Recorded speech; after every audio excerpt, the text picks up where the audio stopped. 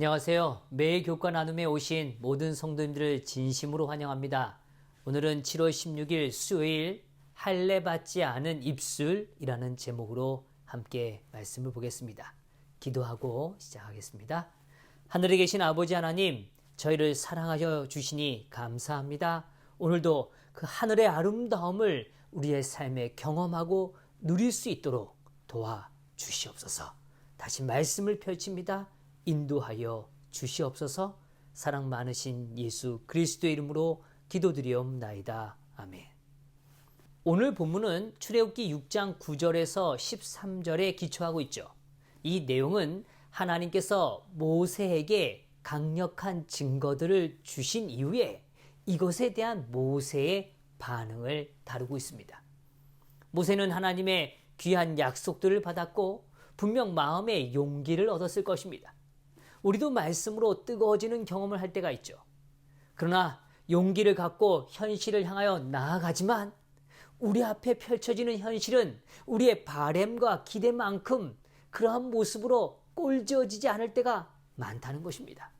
오히려 그러한 일들로 인하여 낙심과 절망을 경험할 때가 있죠. 모세는 오늘 하나님으로부터 받은 그 용기를 갖고 백성들을 향하여 나아갑니다. 그러나 백성들이 보인 반응을 보면서 그는 낙심하지 않을 수 없었습니다. 성경은 다음과 같이 이 부분을 묘사해 주고 있어요. 모세가 이와 같이 이스라엘 자손에게 전하나 그들이 마음의 상함과 가혹한 노역으로 말미암아 모세의 말을 듣지 아니하였더라. 그들이 모세의 말을 듣지 아니한 이유가 무엇입니까? 그들의 마음의 상함과 가혹한 노역 때문이라고 이야기합니다. 이것은 매우 현실적이고 되게 실제적인 이야기죠. 오늘 우리가 어려움에 직면할 때 말이죠. 그 삶의 무게에 짓누릴 때 우리는 정말 용기를 내고 그것을 헤쳐나갈 수 있는가 하는 것입니다. 이와 관련하여 엘렌 화이트는 다음과 같은 설명을 더해주고 있습니다. 하나님께서는 바로 왕 앞에서 행하신 처음의 기사와 이적으로 그들을 구출해 내지 않으셨다. 하나님께서 사건들을 지배하사 바로의 포악한 정신을 더욱 충분히 드러내도록 하셨고, 그래서 당신의 크신 능력을 애굽인들에게 나타내시며 또한 당신의 백성들 앞에도 보여주셔서 애굽을 떠날 마음이 간절하고 하나님을 섬기기로 선택할 마음이 생기도록 하셨다. 여기 정말 중요한 사실들 우리에게 밝혀주고 있습니다. 하나님께서는 이 모든 사건들을 뭐하고 계시다 그래요? 지배하고 계시다는 것입니다. 이러한 사건들은 인간이 행하는 것 같고 인간이 반응하는 것 같지만 그런 모든 것을 통제하시고 이끄시는 분 누구십니까? 하나님이십니다. 이 사건들을 이러한 방식으로 이끄시는 이유에 대하여 분명히 밝혀주죠. 첫 번째, 바로의 포악한 정신이 온전히 드러나기까지를 기다리시는 것입니다. 둘째로 하나님의 크신 능력을 분명히 드러내시는 겁니다. 결코 부인할 수 없도록 나타내시는 거죠. 그리고 세 번째, 당신의 백성들이 애굽을 떠날 마음이 간절해지고 하나님을 선택할 마음이 생기도록 인도하는 것입니다. 자, 여기 다시 한번 생각해 볼게요. 오늘 하나님께서 악을 허용하세요. 그리고 그걸 내비두십니다. 왜 그렇다고요? 악이 완전히 할 때까지요? 드러날 때까지 기다리시는 겁니다. 그리고 하나님은 그 악을 완벽하게 딛고 새로움으로 바꾸시는 하나님의 온전한 능력이 있다는 걸 부인할 수 없도록 보여주시길 원하시는 거예요. 그 과정을 통해서 우리의 마음의 변화를 얻기를 원하시는 겁니다. 그 변화란 악에 대하여 미워하는 것입니다. 오늘 이 애굽에 대하여 더 이상 미련을 갖지 않도록 만드시는 거죠. 그리고 온전히 하나님께 내 마음을 완전히 드리도록 선택하도록 하나님은 인도하고 계시다는 것입니다. 성도 여러분, 우리는 이 삶에서 왜 고통이 지속되고 있는가를 묻습니다. 왜 악한 세력이 여전히 활개를 치는가에 대해 물어요. 하나님의 백성들에 대한 고통과 아픔이 왜 이렇게 하나님 입장에서는 그저 가만히 계시는가라고 생각할 수 있습니다. 그러나 욥의 고통의 그 무대 위에 오늘 하나님은 그 무대 뒤편에 계셨다는 걸 오늘 욥기는 보여주지 않았습니까? 그 고통은 악의 정체와 하나님의 능력이 온전히 드러나는 과정이라는 것입니다. 그리고 이를 통해서 사단의 정신으로 가득한 애굽으로부터의 떠날 마음을 갖도록 인도하시는 겁니다. 성도 여러분, 어느 날 굉장히 편하고 안락한 삶을 살다가 삶에 어려움이 있거나 두려움이 밀려 닥치면 하나님 왜 저한테 이런 일을 허락하시나요? 라고 묻기 전에요. 정말 내가 하늘을 소망하고 있는지, 이 땅의 것이 아니라 정말 하늘의 것을 하나님을 향하여 내 마음이 두고 있는지를 보라고 하시는 것입니다. 하나님을 진심으로 선택하도록 우리의 삶에 기회를 부여하고 계시는 것입니다. 분명 이스라엘 백성들은 낙심했습니다. 그리고 그들은 희망을 잃어버린 것처럼 보였어요. 아마도 그들의 삶에서 처음으로 실제적인 구원의 희망을 보았기 때문에 그들이 느꼈을 실망의 쓰라림도 컸을 것입니다. 그러나 오늘 교과에서 밝혀주듯이 믿음의 사람은 고난의 때에도 하나님을 신뢰하는 것입니다. 왜요? 그 모든 것을 이끄시고 통제하시고 지배하시는 분이 누구라는 걸 믿는 겁니까? 하나님이시라는 걸 믿는 것입니다. 더 분명한 하나님의 섭리와 뜻을 이해할 때 우리는 두 가지 변화를 분명하게 겪게 됩니다. 하나는 고난을 인내하는 자에게 주어지는 하나님의 분명한 축복을 보게 되는 것이고, 그 축복은 이기적인 결과를 통하여 얻어지는 그러한 산물이 아니라 오늘 이스라엘 민족을 하나님께서 구별된 백성으로 세우셨듯이 그것을 통하여 오늘 그들이 축복의 통로가 되기를 원하셨던 것처럼 우리가 하나님께 쓰임받는 존재로 축복의 통로가 되기를 주님은 원하시고 계시다는 것입니다. 하나님은요, 아브라함을 부르셔서 이방인들에게 하늘의 빛을 전달하도록 하셨습니다.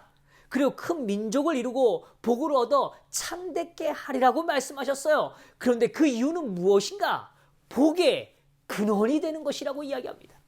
천하 만민이 그를 통하여 복을 누리게 되기를 원하시는 거죠. 이것이 진짜 하나님의 뜻입니다. 이스라엘 백성들은 조상들로부터 끊임없이 이 사실에 대하여 배우고 익히고 잘 알고 있었습니다. 이 축복의 산물로 이 땅에 존재하기를 주님은 바라셨다는 거죠. 그러나 이스라엘 백성들은 어디에요? 애굽에 젖어들기 시작한 거예요. 그리고 그것으로부터 벗어나기를 두려워하고 있었던 것입니다. 또한 이렇게 말해주고 있습니다.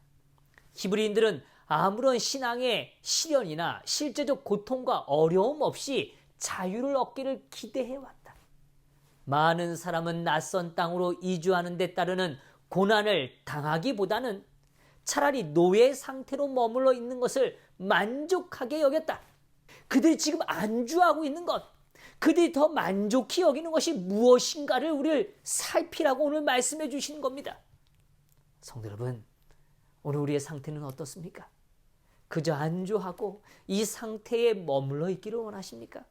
아니면 우리가 직면하고 있는 시련과 고통을 통하여 참된 축복의 통로로 쓰임받기 위하여 정말 하나님의 뜻을 붙들고 나아가는 일을 주저하지 않고 계신가요?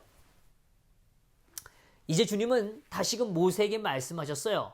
여호와께서 모세에게 말씀하시되 들어가서 애굽 왕 바로에게 말하여 이스라엘 자손을 그 땅에서 내보내게 하라. 모세는 오늘 주님께서 말씀하시는 그 이야기를 듣고 다시 이렇게 말씀을 건넵니다. 모세가 여호와 앞에 아뢰어 이르되 이스라엘 자손도 내 말을 듣지 아니하였거든 바로가 어찌 들으리까? 나는 입이 둔한 자이니이다. 모세는 자신을 입이 둔한 자라고 고백하죠. 여기에 사용된 단어인 둔한 자라는 표현이 바로 오늘 주제인 할례 받지 못한 자라는 뜻이죠. 근데 사실 이 말씀 앞에 어찌 들으리까? 라는 모세의 표현을 좀 더 주목해 보아야 합니다. 그는 이 3인칭 단순 완료로 기록되어 있어요. 이것은 인간적 의구심의 표현입니다. 그러나 이 의구심 속에는 하나님의 특별한 섭리를 기대하는 강한 열망이 담겨 있는 거예요. 역설적 표현인 것이죠. 따라서 그 뒤에 나타난 입이 둔한이라는 표현에서 오늘 우리는 그 문맥을 조금 더 확인하게 됩니다. 문자적 해석은 할례를 받지 못한 입술, 이것은 허다한 인간적 실수를 저지른 우리가 미천한 입술이라는 사실을 있는 그대로 인정하는 것이죠.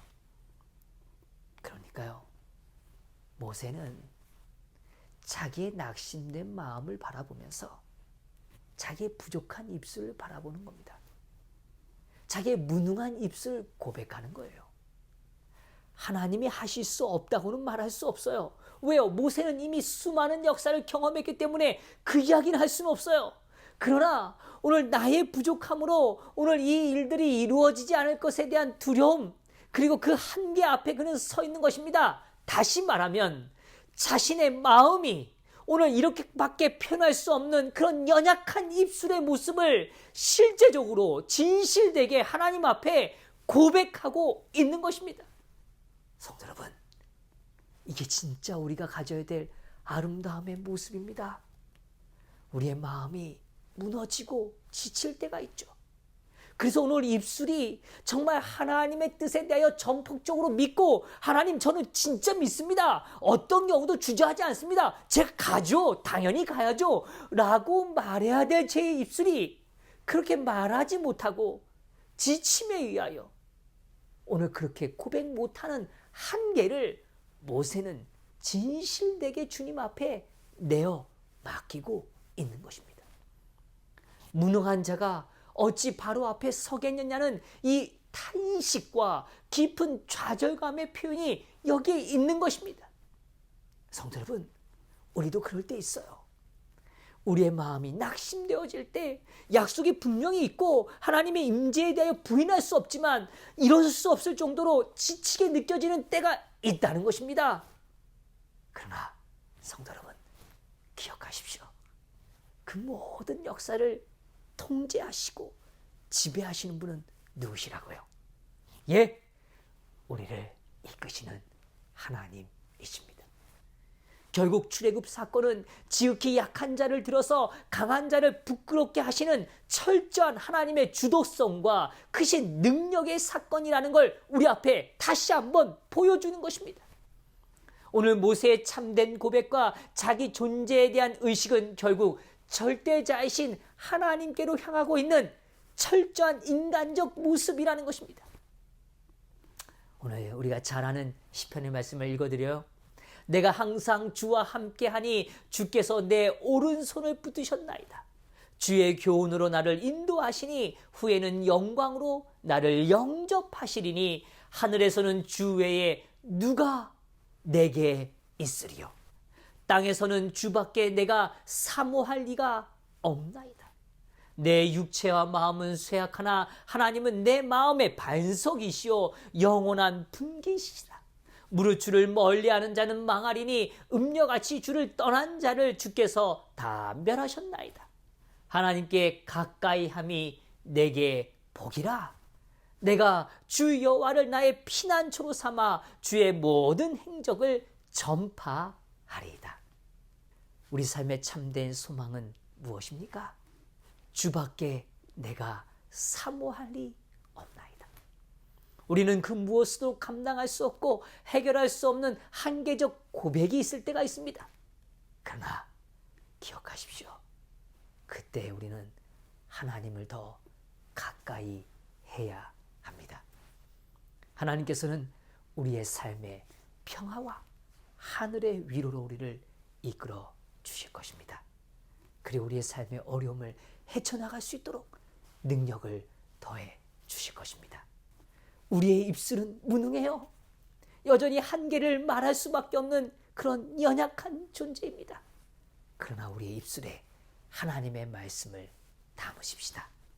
그래야 그 말씀이 생명력으로 이 땅을 향하여 펼쳐지는 그 역사를 주님의 역사를 보게 되는 우리 성도님들과 저가 되시기를 바라면서 오늘 교과 요약을 마치겠습니다. 기도하겠습니다. 하나님, 감사합니다. 우리의 입술은 정말 한계 앞에 다다르고 할 수 없다는 고백밖에 할 수 없는 그런 연약한 인간이지만 하나님이 오늘 우리를 새롭게 빚어주시고 우리의 입술에 거룩한 말씀으로 채워주시니 감사합니다. 온전히 주님을 더 가까이 하는 이 하루가 되도록 축복하여 주시옵소서. 모든 것 주님께 맡기오며 사랑 많으신 예수 그리스도의 이름으로 기도드리옵나이다. 아멘.